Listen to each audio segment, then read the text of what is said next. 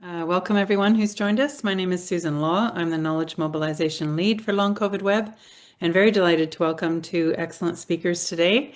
But before we get started with that, I'll just do a few marks of introduction, and then we'll turn it over to our speakers. So the land acknowledgement, we acknowledge that the land on which we live, work, and gather is the traditional, ancestral, and unceded territory of the Indigenous peoples who have stewarded these lands for millennia. Across this vast and diverse expanse now known as Canada, we honor the First Nations, Métis, and Inuit communities who have lived in harmony with this land, water, and sky since time immemorial. We pay our respects to the elders, past, present, and emerging, and recognize their enduring connection to the land that sustains us all. As we engage in our activities, conversations, and shared experiences, let us remember the history, culture, and wisdom that shape the unique identity of each Indigenous nation. May we actively strive for reconciliation, understanding, and unity as we continue to learn from the Indigenous peoples and work towards a future of mutual respect, cooperation, and partnership. Just a reminder of the purpose of the Long COVID Web webinars. It's to share evidence-based information, research results relevant for decision makers, researchers, clinicians, patients and families, and the general public.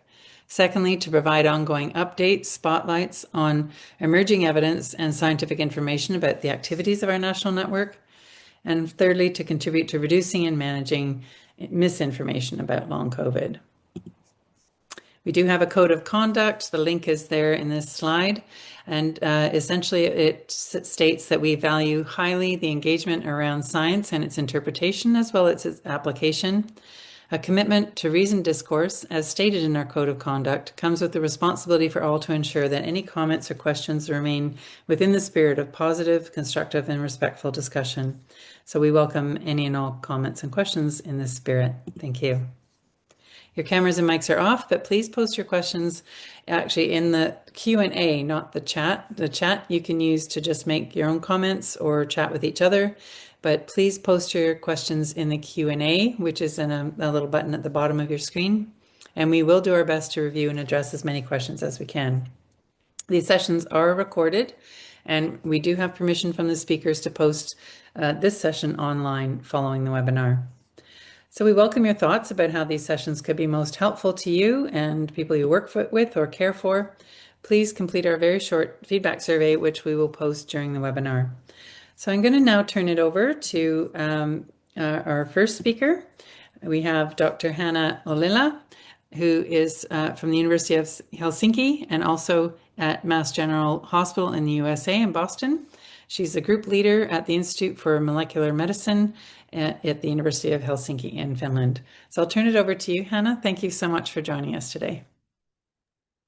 Thank you so much. Wonderful introduction, and I'm super excited and happy to talk today about long COVID, biomarkers, and post-infectious diseases. And you just let me know if something doesn't look good on my slides, but I believe they should be good. So just minimize some of this stuff here, so it's gonna look good. So my background is in genetic epidemiology, and we use genetics together with classical epidemiology to really understand what's going on with classical diseases and also these new emerging diseases. And if we talk about long COVID, we know that you have to have SARS-CoV-2 infection to get long COVID, but there are many other post-infectious diseases with very different biological mechanisms that contribute to why some people get post-infectious diseases after the initial infection. And for example, we have chickenpox or varicella, where we have reactivation of dormant viruses that can cause shingles decades later in life. Then we have influenza, EBV, and streptococcal infections that can cause narcolepsy, MS, or rheumatic fever that is more autoimmune type reaction to the initial infection. And then we have pathogens like HIV and HPV that can cause cancers through altered immunity and persistent infection. So these also are interesting Sorry, because, Hannah. I'm yeah, just going to interrupt for a second because we have a comment that there's no sound. I'm just wondering if that's other people are having the same trouble. Can others hear us? testing 1, 2, 3. Okay, so perhaps it's a problem with one of our participants' computer settings. All right, sorry to interrupt. Okay. Carry on. And Thank just you. like feel free if there's any technical things, like just feel free to interrupt me. Thank you. Um, okay, so then also infections are often and typically reported prior to post-viral fatigue, MECFS. And what makes MECFS particularly interesting and important is some of the symptomatology that is shared with long COVID. So, since we do genetic epidemiology, we require quite large samples, and genetics can be really used to understand these biological mechanisms behind infection risk and then also long-term infection. And one of the most curious things when COVID-19 pandemic hit was the very large individual differences in response to the virus. We had everything between asymptomatic infection to severe infection or even death. And these genetic associations that then we can find for asymptomatic infection or severe infection are actually different. And genetic associations also vary by viral strain. So one of the interesting things also that we quite early started thinking, because almost all infections, not all, but almost all infections have at least like some possibility of long-term consequences. So we thought that maybe there is also genetic variants that can contribute to recovery from infections, through which we can understand what biological mechanisms really contribute to the development of diseases like long COVID or the other post-infectious diseases. And of course, pathophysiology of long COVID has evolved a lot. We understand a ton more than we did 5 years ago, but there is still ongoing research essentially in all of these areas, and all of these different things that are highlighted on this slide, from persistent infection to reactivation of dormant viruses to autoimmunity, have some support in the literature. And we know that there is a differential response at the baseline immunity and also changed immune responses at the level at the acute infection, but also at the long-term infection or after the acute infection. And of course, then we have possible mechanisms beyond the ones that I had only previously on the screen, because long-term consequences can arise also from direct tissue destruction that can be through autoimmune mechanism, but can also be caused by the initial infection. And some of these mechanisms can be teased apart using genetics. And really the aims and research questions we have been after is to understand mechanisms of long COVID, both using epidemiology, then using COVID-specific versus general post-viral mechanisms. Can we identify general mechanisms that are shared across all post-viral diseases or post-infectious diseases? And what separates long COVID from these other diseases? Is there shared genetic background, genetic liability to all of these diseases? And can we identify biomarkers? And at this point, I want to say a little disclaimer. So when we talk about biomarkers, these biomarkers, like genetic biomarkers, are typically telling about biological mechanisms. So they are not clinically, they are not clinical biomarkers that we should assign or test at clinics or at your doctor's office. So there are very few genetic risk factors currently, and none for long COVID, that could be predictive whether someone gets long COVID. Instead, what we can learn from these biomarkers is what biological pathways. Is it the immune pathway? Maybe it's a mitochondrial pathway or something else that is associated with long COVID. And that's how we use the biomarker information in these studies. And in order to find find biomarkers and especially genetic risk factors for long COVID, you need massive samples. And we operate under the umbrella of Long COVID Host Genetics Initiative. So we have Long COVID Host Genetics Initiative, and we have over 30 studies from 19 countries in our current data set. And this is really important. We both need the diversity of samples, and then we need sufficient coverage across different cohorts. And this is also because there isn't one test that is currently used at the clinic to assign long COVID. So there is relatively large clinical heterogeneity and availability of symptoms that we can use for these studies. So large numbers are really, really important in this.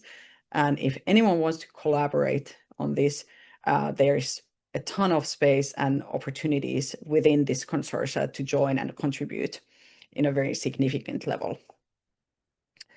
So, for example, what we have done and included currently is the new ICD-10 code U09.9. And then we have compared the individuals who have got a diagnosis of long COVID to test verified or not test verified COVID infection, and also either by self-report or by ICD-10 code. And the reason why we have done both these analyses is that there was, especially in the beginning of the pandemic, there was like limited availability for testing. It wasn't necessarily covering all of the individuals. And if you did not have any symptoms, how would you know to get tested in the first place? And then the other reason why we have done also within COVID analysis is that gives an opportunity to separate some of the effects that are shared with the initial infection or infection severity and estimate the magnitude of these associations in the genetic data. And we also looked in our patient population, subset of the cohorts have symptom data available where people reported what kind of symptoms they have. And absolutely the top symptom here is the fatigue. So really the overwhelming or debilitating fatigue that is associated with long COVID. And we, like many of these post-infectious diseases, also beyond long COVID and ME/CFS, have a sleep component. And what is typical across many of these diseases is that there is tiredness or even debilitating fatigue and unrefreshing sleep, or even accompanied by this, like highlighted here, is that people also have problems sleeping despite the huge amount of fatigue. So one of the questions I often get is that, okay, genetic data is very much individual level data. So how do we do these analyses? And I thought that this might be interesting for all of the clinicians and participants also in the study, like how is your data analyzed and how do these huge studies work? So what we typically do is that actually every location where data is collected analyzes their data separately, so that there is always an in-house analyst, so the data never leaves the original site. And once you've analyzed that data for each of these tiny common genetic changes that separate, that are different between people, then those results are aggregated and only consist of effect sizes and p-values and identification number for the marker, but there is no individual level data ever flowing between sites. And that's the data then that individual research groups give us, and we combine these data in a genome-wide association meta-analysis. And to account for some of the variation in the data, we adjust for age and sex, and then the principal components that are specific for that population and correct for the population structure. And here also, like we systematically use COVID positive controls and then population controls. And one thing I should also mention here is that humans have these common genetic variations we have about them 9 million in the genome, and each of them has a tiny little change, and that changes one amino acid, one nucleotide. And then some of them, of course, can also contribute to changes in protein levels. But then these small differences, if they land in genes that are related to immune system, or if they land in genes that are related to mitochondrial function, that then tells us that, okay, these genes are important for this particular disease. So that in cardiovascular diseases, we often see genes related to lipid metabolism, and in autoimmune and infectious diseases, we can then pinpoint immune-related factors. And long story short, here on the right-hand corner up, you could see, for example, an example how an individual's DNA might look like, so that there are these very small one-letter changes in the DNA that we compare. And if you haven't seen this plot here in the middle before, on the x-axis we have chromosomes from 1 to 22, and then X chromosome 23 here. Each of these dots is a small change in the genome. So we plot all of these 9 million changes here. And on the y-axis, we have a negative log 10 p-value for that particular variant. So for example, this here would be p-value e to the -5 approximately. And here, these ones are e to the -10. So they are very significant.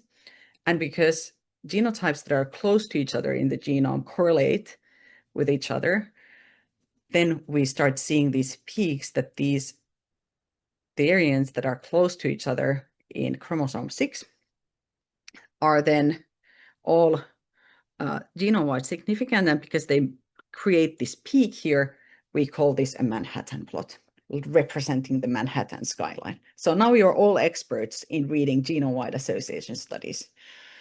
Okay, so of course it's super exciting to see, like, okay, what was the gene? Like, what was the gene that we discovered for long COVID? And the long story short is that we discovered a genetic association at the FOXP4 locus. And it's a pretty well-known immune gene, but also regulates thermogenesis in the brown adipose tissue. And it has a very famous other transcription factor partner called FOXP3 that is regulating T cell fate. And if we then look okay, now we have a gene FOXP4 that is associated with long COVID. And if we look in lung for the risk allele A, what are the expression levels of FOXP4 related if you split people by carriers of this risk genotype? We can see that there is actually an average higher expression of that gene in the lung and also in the hypothalamus, but the numbers are pretty small here. Publicly available data in brain is not super well covered for this gene. But anyways, so lung, very important tissue for COVID infection, also for long COVID. And the same variant here is actually associated with severe COVID as well. So if we look at what other diseases are related to this genetic risk factor, we typically give them these RSIDs, is that we see severe COVID, lung cancer, mean corpuscular volume, and Hashimoto's disease, which is also an autoimmune disease. So many of these point to the immune function and also directly to COVID-19 and severe COVID infection. And we, of course, then thought like, okay, we have one quite exciting genetic risk factor, but we can also test the other ones that have been associated with either COVID infection or COVID severity, because we wanted to understand, like, is the association that we see here, is it flowing through severity of COVID, so that there would be more tissue destruction in the individuals that carry, for example, this variant, or is it independent of COVID severity? And I'm going to tell you the result first. So it's independent of COVID severity, and then we're going to look at the data. So here, if we look at the right-hand side first, we have the effect size on COVID-19 hospitalization. And here we see all of the COVID-19 hospitalization related variants that we then tested for long COVID. And here we have the effect size for long COVID. So the FOXP4 really stands out as an outlier for the variants that are related to COVID-19 hospitalization. And in addition, its effect size is higher than expected for long COVID. So something specific about FOXP4 makes it also a stronger risk factor for long COVID than it is for severe COVID-19. Another interesting part here was that when we looked at just COVID susceptibility, if we can see shared associations between COVID susceptibility, the earlier discovered risk variants for COVID susceptibility and long COVID using the same thing here on the left, we saw FOXP4, but we also saw ABO, which is a blood group factor. And then we saw the main chromosome 3 liability factor for COVID infection and COVID severity. Okay. So one of the things I wanted to say that it's really nice to have these global collaborations to understand biology. And part of it is because in different genetic ancestries, the frequency of these variants can be quite different. So for example, in European ancestry, we have quite rare or small number of carriers for this FOXP4 risk allele. So it's only 1% of the population, whereas in East Asian, and then actually luckily also in the Finnish population, the frequencies are higher and it's easier to see these associations. So this is a forest plot that shows the effect size, and this is then the risk allele frequency. So you can see like parts of the world, like here, you have very few, very little blue, whereas then here in the Asian genetic ancestry, we have much more of the risk alleles. So that's why it's really good to have like large numbers and diverse genetic ancestries. Okay. So one thing I wanted to show that 23andMe had a very exciting preprint also on genetic associations. And they found also the ABO locus. Then they found an exciting BPTF. I believe this is not yet out other than as a preprint, BPTF. And then they also had an HLA association. And then there is another long COVID genome-wide association study from Germany, where they saw macrophage activation. And I would like to put your attention to the BPTF, because if we look at BPTF, actually, I'm going to say one more thing first, is that we see here, if we look at then Omicron infection, not long COVID, but Omicron infection, we also see quite nice HLA association. So we do see different genetic factors associating with the early COVID strains versus Omicron. And then we also see a separate set of associations associating with long COVID. And what I wanted to say about BPTF was that there is a paper of fibromyalgia where we also see association with BPTF, also with DCC, HLA, subgenome-wide association though. And these are the same associations essentially that come up in long COVID. So there is maybe some shared genetic architecture. And in genetics, what you can do is that you can also take the whole genome and do correlation between genetic risk variants. And this is called genetic correlation. And it helps you to understand how much of the genetic risk factors are shared genome-wide between different diseases. And if we do that, we can see that there's very much shared genetic architecture between long COVID and ME/CFS and long COVID and fibromyalgia. And of course, this would be super exciting to then tease apart what are the mechanisms behind the shared genetic liability. Is it the shared pathogens, or is it the shared response to viruses and other pathogens overall? Okay, so I'm going to summarize that using this large data set, we found FOXP4 so far, and we have a lot of other associations that are coming up. And other loci are related to regulation of the immune system and the blood groups. And there is shared genetic architecture and associations with fibromyalgia and with ME/CFS. And if anyone would like to collaborate or get the data, we're more than happy to share all of the summary stats we have generated and try to put those online as soon as we have approval from all the consortium members. And the earlier data is already shared from the long COVID paper. And if you want to collaborate, just send me or Vilma Lammi, who's coordinating the long COVID host genetics initiative, an email. And it's a huge effort. So I really want to thank Vilma Lammi, Samuel Jones, Tomoko Nakanishi, and then Hugo Seberg and Michael Halsrum, and all of these people and many, many more. And FIMM also provided a lot of analytical support. I want to thank Hele Haapaniemen and all of our funders.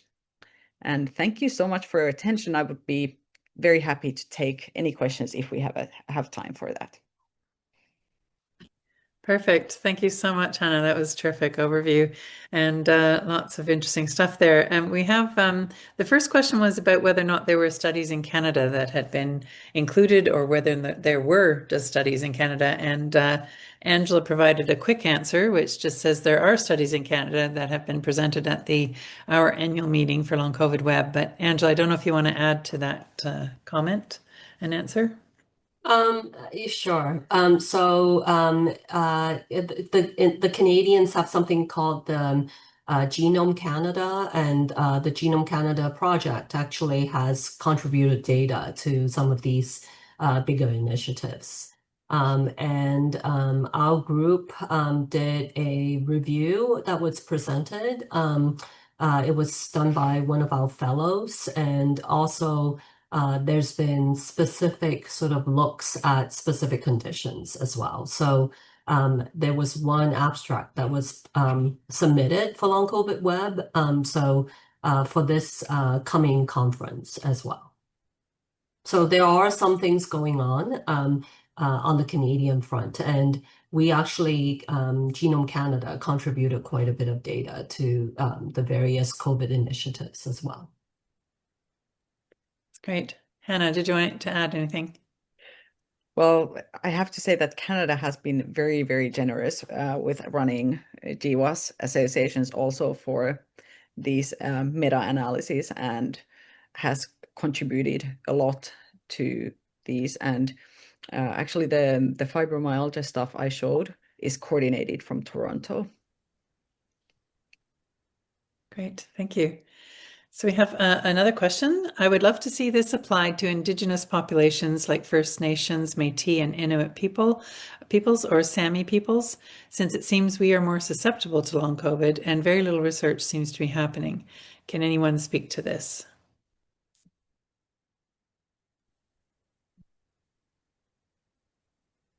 I think that it would be very important to answer this question, not in selected populations, but in all populations. And how I see it is that it's very important to work closely within the groups and representatives of each population. Thank you. Angela? If I can add a little bit, so we have been sort of actively trying to work with First Nations, Métis, and Indigenous populations in Canada.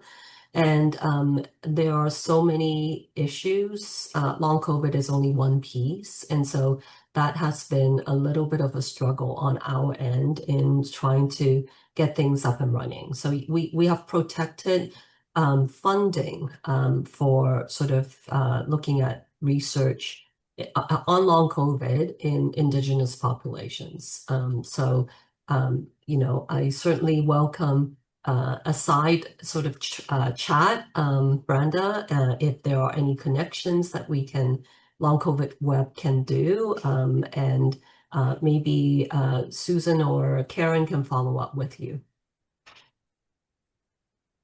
Great, thank you. And we have one more question, and then we'll turn over to Dr. Cheung for the next talk. But the question here is, what are the implications for treatment from your work, Hanna?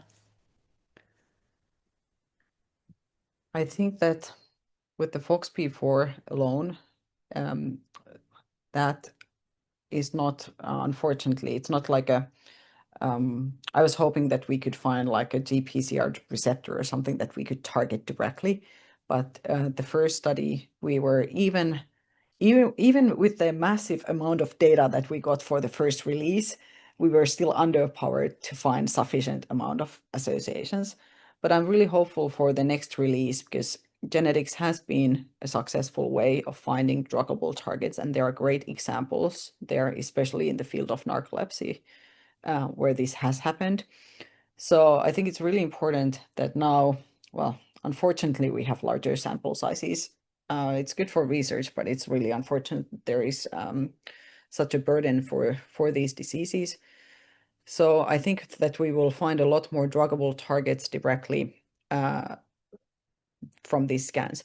The other implication we do have directly is that since we can do genetic correlation and causality analysis, we can also estimate if there is drugs, or if there are drugs that can be that have been already tested, that can be used as off-label use or for another purpose, and that we can do with then epidemiological studies when we have all of these data together. So that's really the next step now when we have sufficiently powered samples. Squeeze this last one in. My understanding is that long COVID is gene related. If this is the case, can long COVID recover spontaneously by itself after several years? Yeah, so that's actually a really great question, and I'm glad that you asked it, because we can, like, almost all human phenotypes are partially regulated by genes, but that doesn't mean that they are like fatalistically predicted by genes. So the genes are really used here as a tool, and they don't mean that if we have genetic associations that it would mean that you can't be cured from the disease because it has a genetic component. The genetic component can tell us about the disease mechanisms, and it doesn't have to be, it's not like a Mendelian disease where you're absolutely guaranteed to get a disease. This is like a much smaller genetic contribution that requires huge sample sizes, first of all, to be detected. So it's a tool, not a deterministic disease mechanism. That's terrific. Thank you very much, Hanna. And now we'll turn to Angela. Thank you. Dr. Cheung is the RECLAIM clinical trial and study principal investigator. She's also our nominated principal investigator for Long COVID Web, the National Research Network and seed funding initiative that we have. And she is a professor of medicine at University of Toronto. That's a very small introduction to her very large CV, but we'll welcome Angela. Thank you for sharing your expertise on long COVID. Thank you for having me here. And I want to thank Hanna as well for really interesting data and interesting talk in this area. And totally agree with sort of the response to the last question. I have seen people recover, and every week I'm seeing more people recover. So it's not a fast process, but I certainly and with hot data to back it as well. So today I'm going to just update on long COVID trials, and these are my disclosures. Where are we? So I think people here know that it's a chronic multi-system disease. It can affect physical, cognitive, and emotional health, as well as social well-being. It also decreases quality of life, increases morbidity and mortality, and affects the individual, the family, and the social circle as well. And it's estimated there are 400 million people worldwide with it. And in Canada, we think we are somewhere between 3.5 to 5 million people affected. Now, the good news is there's been many studies, clinical trials specifically. So in preparation for this talk, I did a Google search and I did a Medline search. And there are more than 180 plus trials. So there's no way I can do a review 180 trials. So I'm going to concentrate on so this is the mechanism piece, which I think I'm going to skip because Hanna went over part of these as well. And I've also talked about this previously. So I'm going to just skip these two sort of mechanism type slides. But what I wanted to point out is really the targets are, because we know what the mechanism is, to a certain extent, right? So we are targeting specific pathways when we think about clinical trials. So today I'm going to concentrate on large platform trials and talk a little bit about sort of since the last time I talked about it, probably 4 or 5 months ago, sort of in the Long COVID Web Echo seminar, what is new since then. So the newest is the published April 1st, 2026.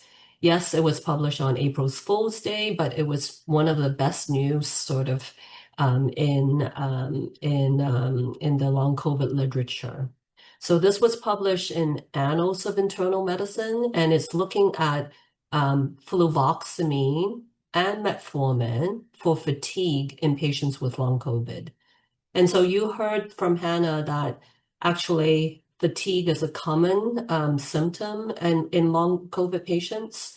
And so this is a trial run by Canadian investigators. Dr. Ed Mills, the senior investigator, by the way, he's going to be at our conference in October as well. And so this is a trial that was run in Brazil. And looked at fluvoxamine as one arm, metformin as the second arm, and placebo as the third arm. So they screened many patients, consented 682 people. And then at the end of the day, they assigned 399 people to one of three arms.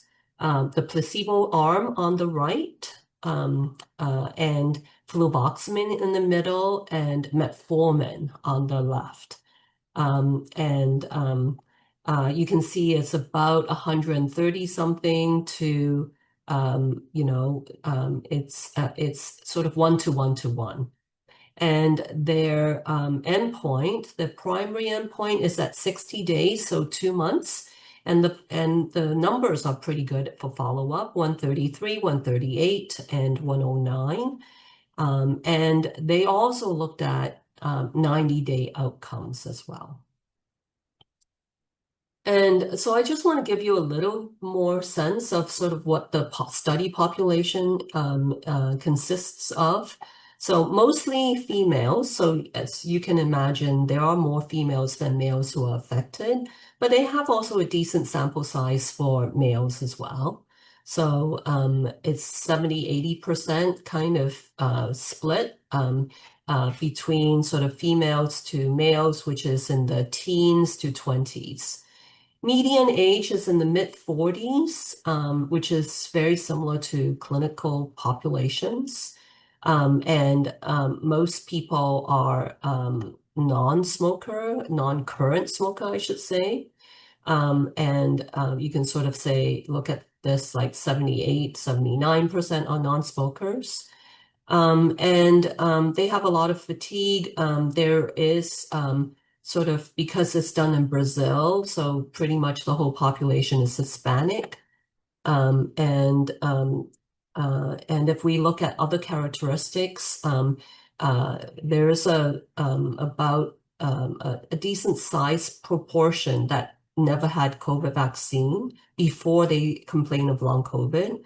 And also, if you look at the median time since the most recent episode of COVID, it's quite long.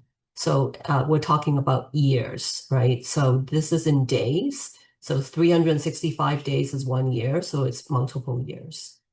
And these are the other risk factors, which I won't go over.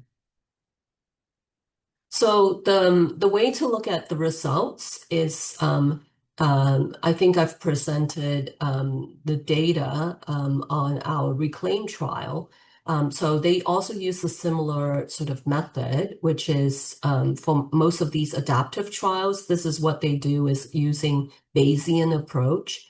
So what you want to do, what you want to see is a probability of superiority. And that is above 80%. And so you can see that fluvoxamine is 96% at 30 days, 99.6% at 60 days, and 97.8% at 90 days. So even though the treatment may be over, there's still like a benefit at 90 days. So that's 3 months.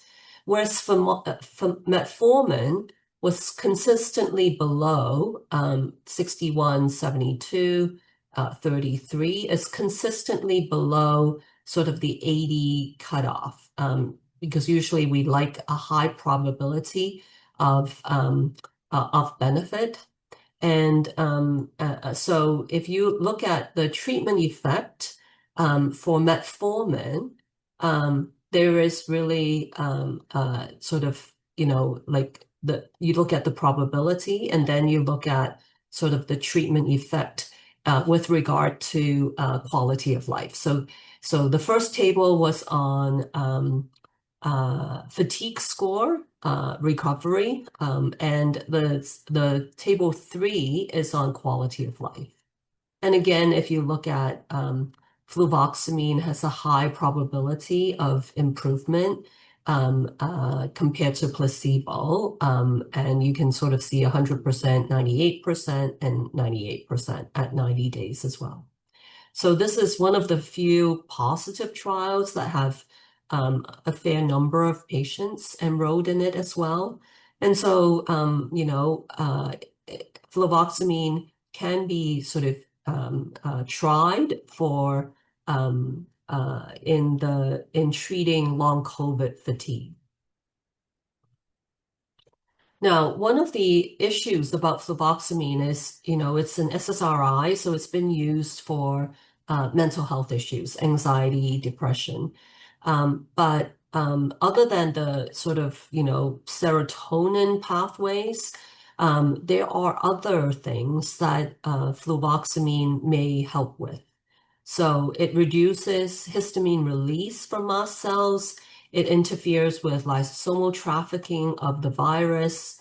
It inhibits melatonin degradation, so people may sleep better. It also activates the sigma-1 receptor and inhibits inflammation. And so I think there are sort of other sort of pathways other than the serotonin pathways, which is usually used for anxiety and depression. Now, this is the same group that actually did the Together trial. So the one that I just showed you is the Revive Together trial. The Together trial was in acute COVID.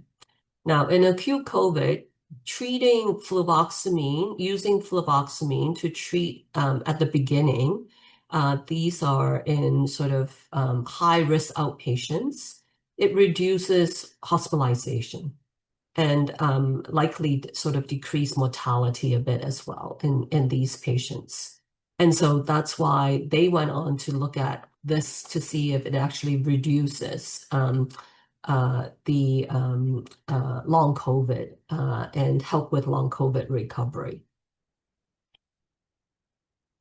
Okay, so that's one of the trials I want to show you, but this is the other one. So Recover, which is the US Recover group, there are many Recover groups, but this is the long COVID US recovery group. They publish the Recover Neuro studies. So these are the non-drug interventions. And so, and this was published in JAMA Neurology in the last few months as well. And what they did was you can sort of see that they screened like 378 patients and randomized 328 into 5 different arms. So the first arm that we start with is active comparator, which is sort of the control group. And people are given video games and puzzles and those sorts of things. And then this second group is a computerized cognitive training. They call it Brain HQ. And this one is in addition to the online computerized cognitive training, they also have a virtual training with people that are helping people to cope and setting goals and help with management. So that's the PASC, post-acute sequelae of COVID-19 core group. It's a virtual online type management, rehab management piece. So with mindfulness and resting and pacing and those sorts of things. Then there's the fourth group, which is using transcranial, this is a TDCS, transcranial sort of direct cranial stimulation. So it's like wearing headphones. And this is also combined with the Brain HQ online training. And the last one is a sham so it's a control for the transcranial direct cranial stimulation piece. And what they've used as a primary outcome, so it's a 10-week type therapy in terms of intervention, and they also look longer as well. And they use the modified ECOG-2, which is a scale that basically is for cognitive dysfunction, and they did not find any benefit with any of the treatments. So the trial was negative. This was published in JAMA Neurology. Then there's the Recover Autonomic group. If you remember, Recover was a set of adaptive trials, platform trials, and then multiple. And so the autonomic one was comparing ivabradine. So this was presented at the 2026 ACC conference, which was a couple of months ago. And it was targeting patients with POTS, or postural orthostatic tachycardia syndrome. And people usually have symptoms of dizziness, fainting, fatigue, and other symptoms.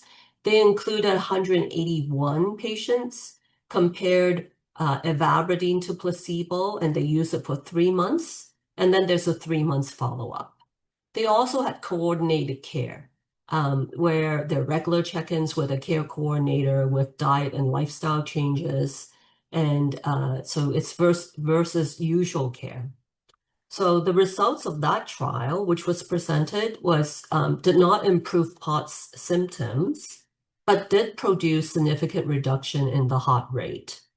And coordinated care was better than usual care. And so in the group that had coordinated care with ivabradine, it was better than usual care with ivabradine. And ivabradine was no different from placebo.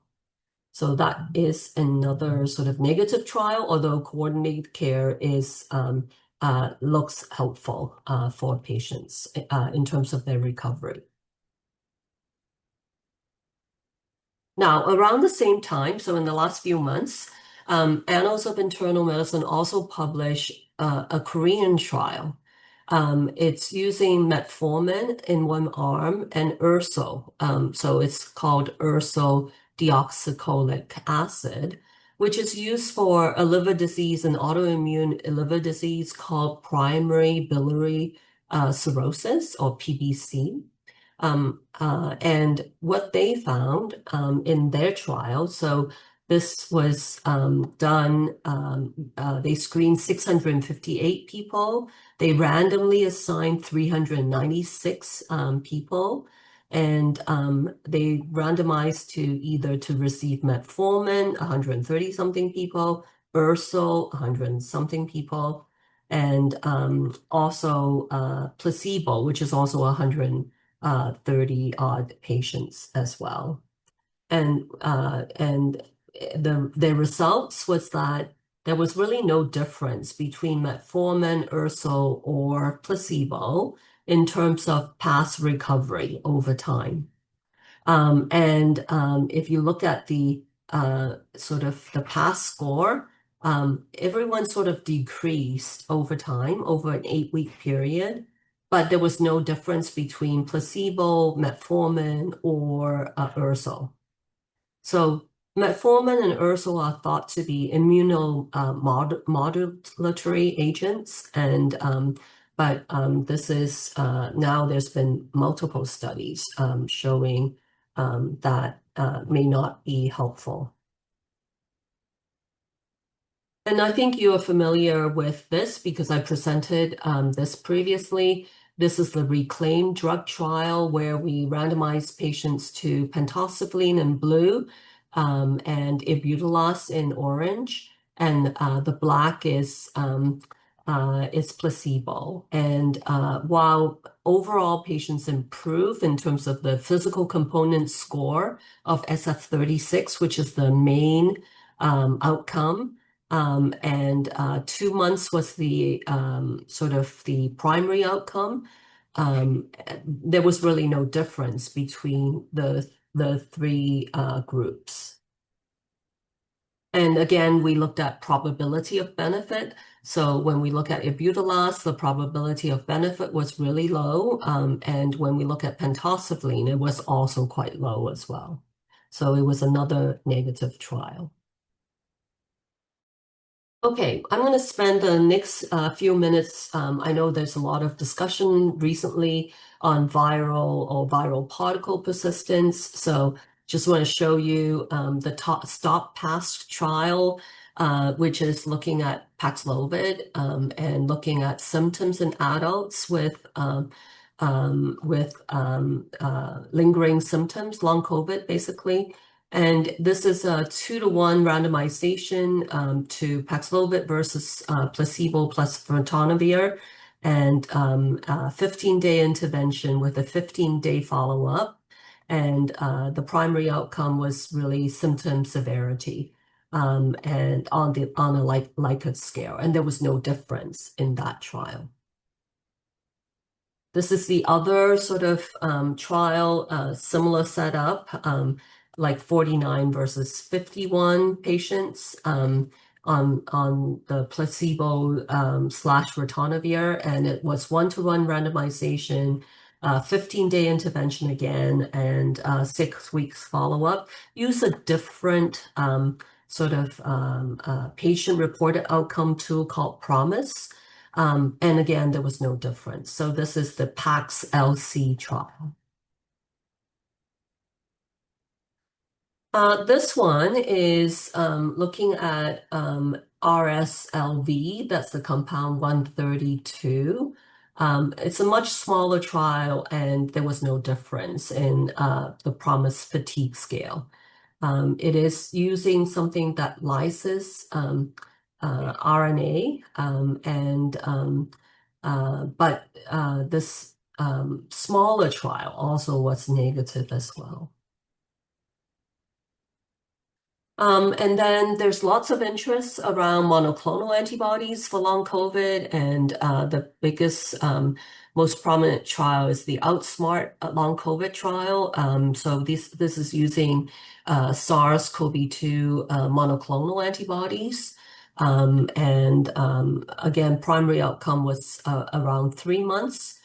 This one has all sorts of patient-reported outcomes like PROMIS, like COMPASS, and also physical outcomes like 6-minute walk test and stand test and biopsy and imaging as well. This is what's presented in November of 2025 and shows that there was no significant difference in physical health summary score at 90 days. And so this is the compound, the monoclonal antibody versus placebo is in red, and the monoclonal antibody is in blue. And then autoimmunity is another issue. There's been a couple of trials, and I'll highlight this quickly. Bottom line is there's really no is also no difference. Using the BC007 compound, which binds to autoantibodies.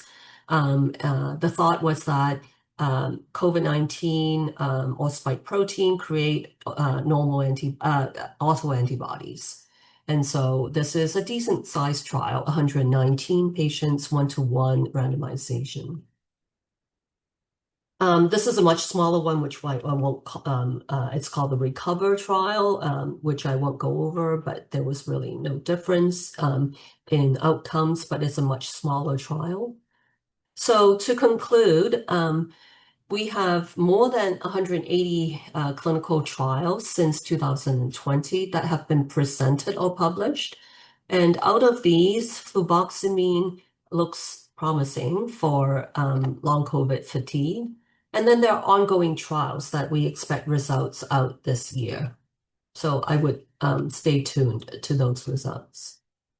In terms of trials in Canada that are ongoing, the low-dose naltrexone trial is finished, is completed. We're waiting for the results, and this is led by the BC group.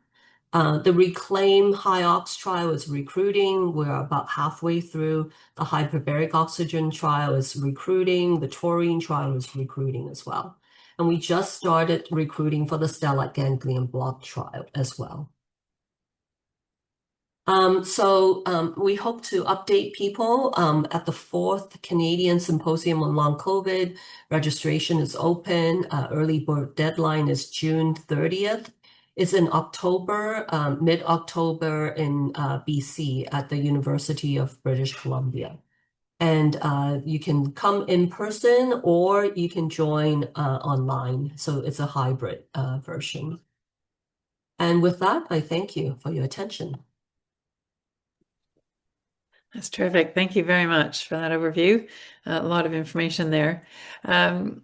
Let's see, we do have a few questions in the Q&A. Please post them there if you have questions for the speakers. The first is there dosage shared in the studies for fluvoxamine that got the positive results? Yeah, it's 100 milligrams twice a day. Okay, thanks.